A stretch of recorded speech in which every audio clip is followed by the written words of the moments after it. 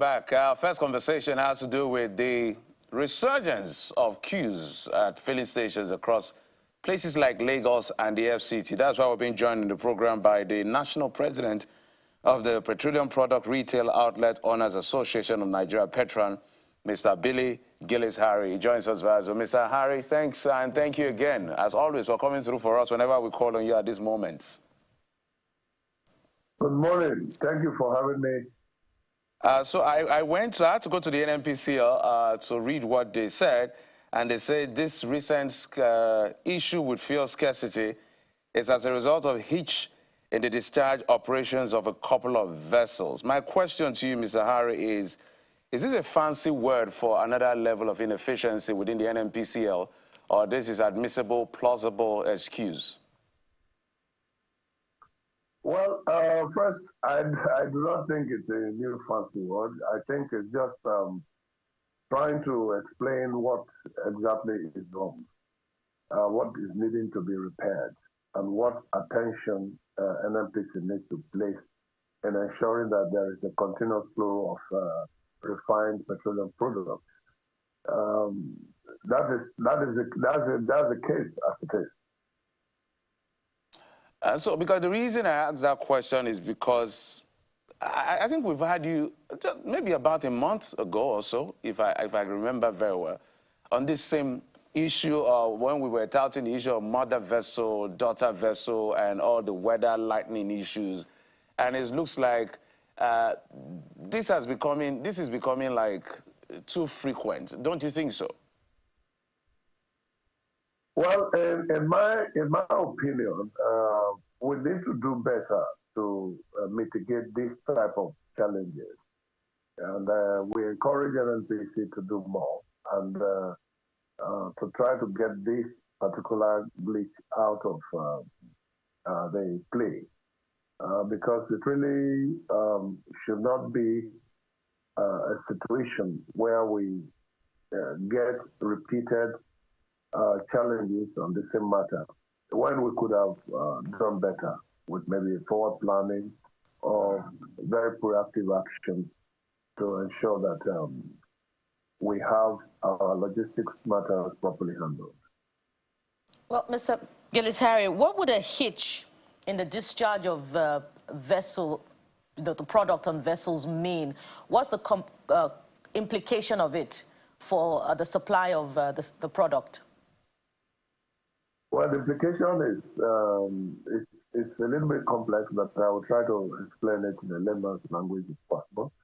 If a vessel brings in, say, about 100,000 metric tons of PMS, that vessel cannot bat in land, so it will have to stop somewhere in the fairway buoy, and then that will be, that product will now be taken over by smaller vessels. Sometimes weather conditions make it very difficult for the batting and continuous discharge of product difficult. So the possibilities are that maybe they need to be moving around, roving around until they have a much more fair tide, and then that vessel would then bring the product into the storage facility, and then from the storage facilities, NNPC will then distribute to our association members, who will then escalate and expand the distribution to both the city and the hinterlands and the villages and the riverine marine area. So once there is a glitch in the top chain, it will definitely cascade down to the last level. So that is the challenge. So how was this not anticipated after the last round of difficulty in getting the product to town was solved, even though for only a few weeks? The mother and the daughter vessel challenge. How was this round not anticipated? Well, it will be difficult for me to know that because first, like I will clearly state, there are administrative and technical logistics issues that NNPC handles by themselves. And those are, strictly, they are business, process to make sure that their business is efficient. They are businessmen too. NNPC is the business organization that should have clearly defined processes. So if one problem happened last month, I doubt if the same conditions may not repeat itself.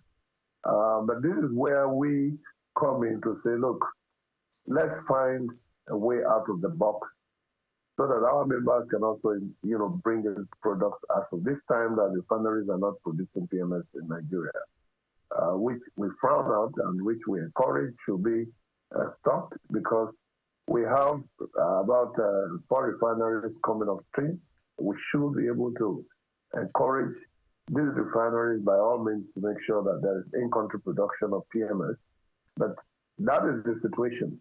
I'm sure that there is still an element of government bureaucracy in NNPC,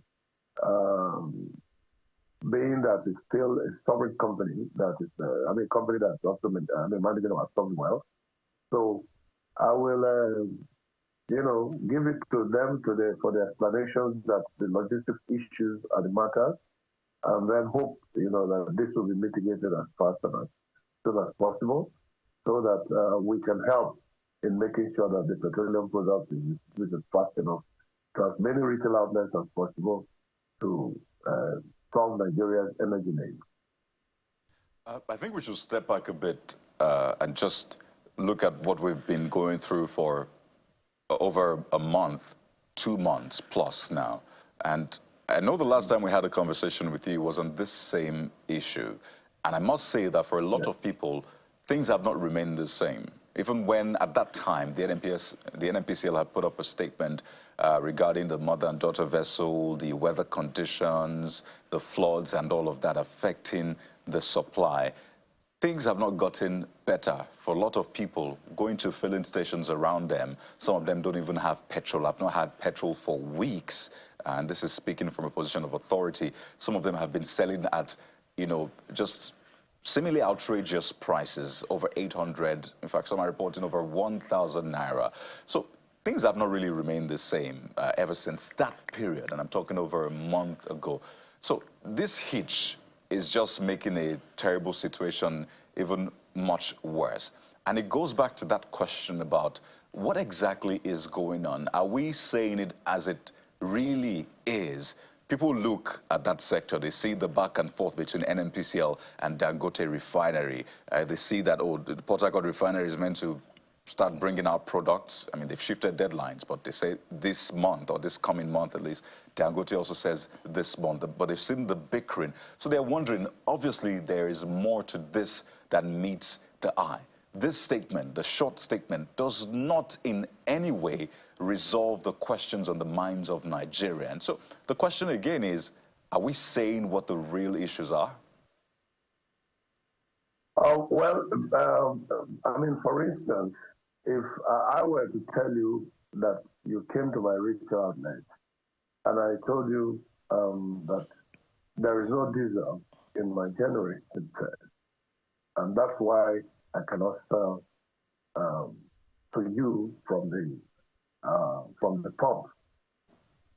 Certainly, you have the record. You can report me to NNPCL or quickly call the task force of the State Ministry of Energy. And I'm sure that with some of the speed we have seen them respond to this, they will be at my station and they can test to know whether what we are saying, whether what my manager is saying is true or not. But it's not the same with when you have just only one company importing PMS into Nigeria for us to use. It's not the same. And the trouble is, the difficulty is coming in the high sea. It's not where you can use a canoe to paddle and go to check, or you take a speedboat, or even hire a dinghy. You have to make very significant investment, even to make that kind of investigation. So we are stuck and we must depend on what NNPC tells us. The only way to solve this is we should have as many sources of products coming into Nigeria. And the challenge there is that we do not have access to pay for this product. Not that we are in any way short of offers.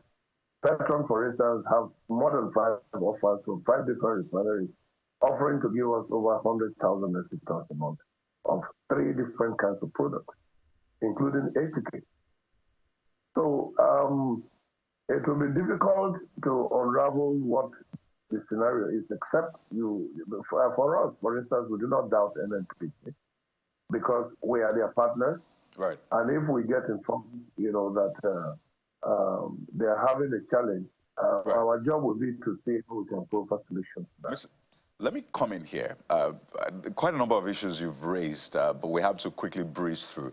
So you talked about you're willing, members are willing, but there's issues with how to pay, if I got you correctly. So what exactly does that mean? Is it in terms of getting Forex? Well, what that means is that we have Nigerian naira here. Right. We have Nigerian naira to pay for any size of product that's coming. But you're not getting the Forex. Naira, it cannot be exchanged to US dollar or British pounds to pay for products or, Bahrain dinars. So that is the challenge. We can only do that through the central bank. So what is happening with the central bank? Is the central bank saying we can't give you at the rate which you want? We have applied. Okay. What rates? What rate are you applying for?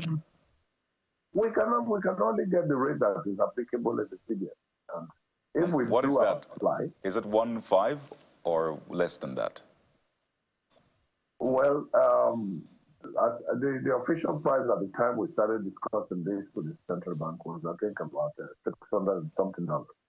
And today, the naira is floated, so the prices that you will get will be what that price will be on that day. And then, of course, it's not what you just apply one day to get. You have to go through a whole system. You have to bring in all the information that is required. All right, Mr. Harry, I remember that we're totally out of time. I understand that we're totally out of time. I remember the president had told Labour, if you want me to pay you 250,000 naira, I will increase PMS price. So that calls to question whether the sector has really been deregulated as touted by the government. And then maybe in 30 seconds, when we see all this, because I bought fuel the other day for 710 and I was surprised. And sometimes it feels like some of these things that happen is a backdoor to hiking prices. Is that what it is? No. My answer is no, because if there is going to be a hike in price, it will be a simple, straightforward announcement and policy, policy announcement that should be able to be effective. So as of this today, NNPC has never changed price even by 1 cent, by 1 naira. All right. We're totally out of time, Mr. Billy Gillis-Harry, the president or national president of PETROAN. We must thank you so much for coming on the program, and we hope that this wouldn't last longer than it's expected to be. Thank you, sir. Long time. How are you? Thank you very much. Thank you. Thank you so much. We'll take a quick break. When we come back, it will be time to talk about the state of the nation and the polity, especially as it has to do with what is going on with governance and anticipated nationwide protests. Join us again.